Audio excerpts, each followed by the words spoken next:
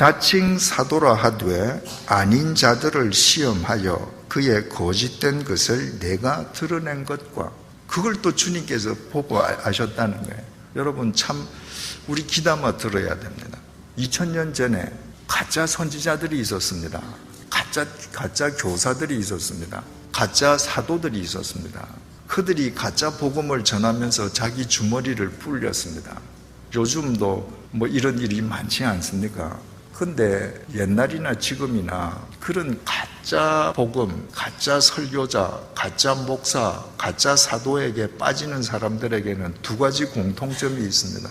첫째가 욕망이고 둘째가 무지입니다.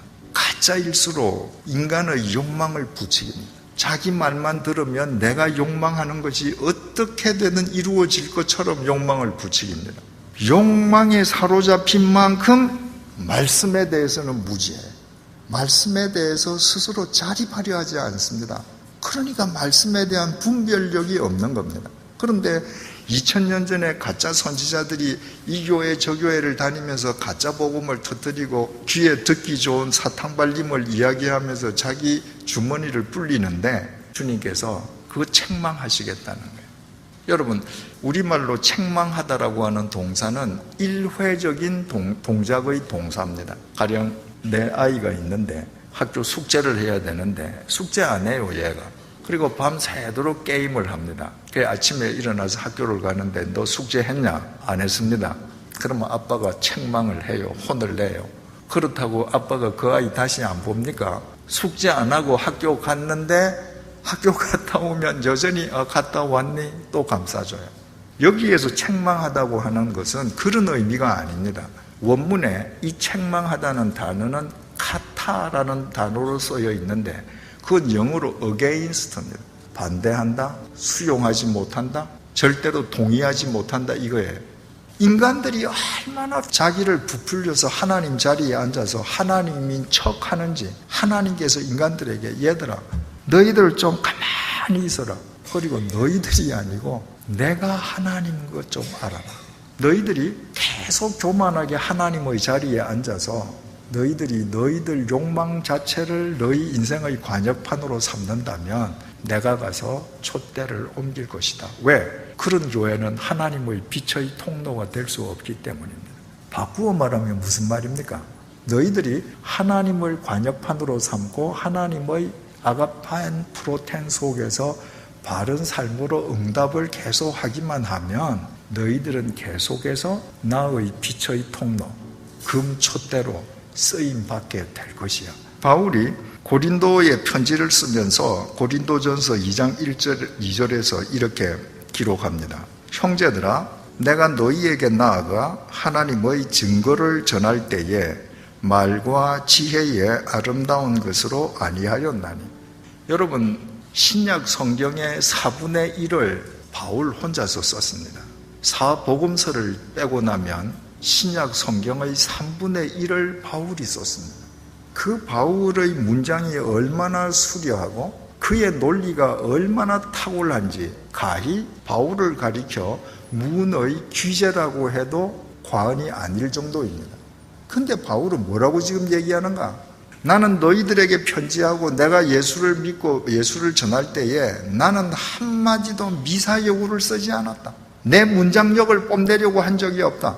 내가 핵심을 둔 건 뭔가? 내가 너희 중에서 예수 그리스도와 그가 십자가에 못 박히신 것 외에는 아무것도 알지 아니하기로 작정하였습니다.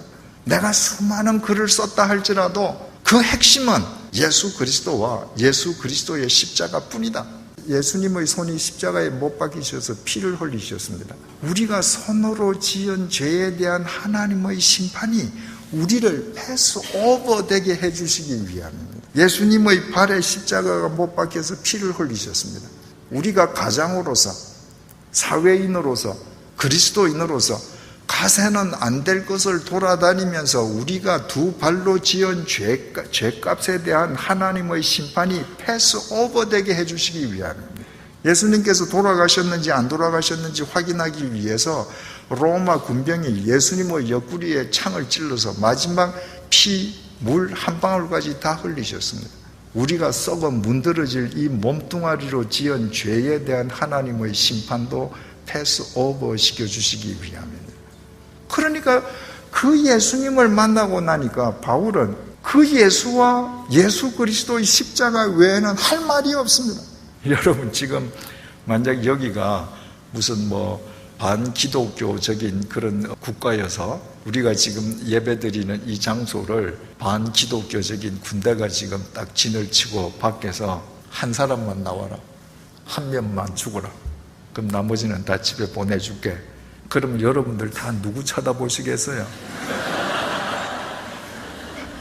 권 목사님 보시지 않겠어요?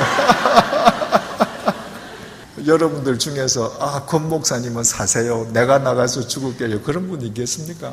의인이 있으면 다 의인에게 매달립니다. 당신이 죽으세요. 선인을 위하여 용감히 죽는 자가 혹 있거니와. 어쩌다가 선인을 위하여 용감히 죽는 자, 이 부분도 좀 의미가 명확하게 전달이 안 됩니다. 선인이라고 번역을 하면 착한 사람 번역, 이런 뜻 아닙니까? 근데 헬라어 아가도스는 선량하고 순진무구한 사람을 의미합니다. 그러니까 이를테면 어린아이를 생각하면 됩니다. 그런 사람입니다.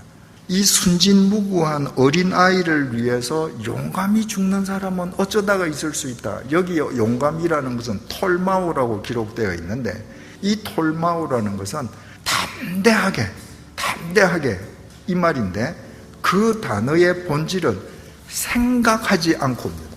생각하지 않고는 선량한 사람이 있을 때 죽을 수 있다는 거예요. 바꾸어 말하면 생각하면 못 죽는다는 거예요. 여러분, 옛날에 가끔 한국에서 철길에서 아이가 놀아요. 그런데 기차가 오는데 이 아이는 기차 소리를 못 듣고 놉니다. 기관사는 아이를 못 봐요. 그러면 누가 뛰어들어가서 그 아이를 쳐내고 살립니까? 엄마입니다. 대개 그 아이의 엄마가 아이를 밀쳐내고 자기가 죽어요. 순진무구하고 그 선량한 자기 아이를 위해서 엄마가 생각 없이 뛰어드는 겁니다. 만약에 그 순간에 엄마가 생각해 보십시다. 저 기차가 시속 60km로 오는데 내가 지금 저기에서 시속 10km로 뛰어가서 저 아이 쳐내면 시계를 계산하니까 내가 0.1초 사이로 치여 내가 죽겠네. 절대 못 들어갑니다.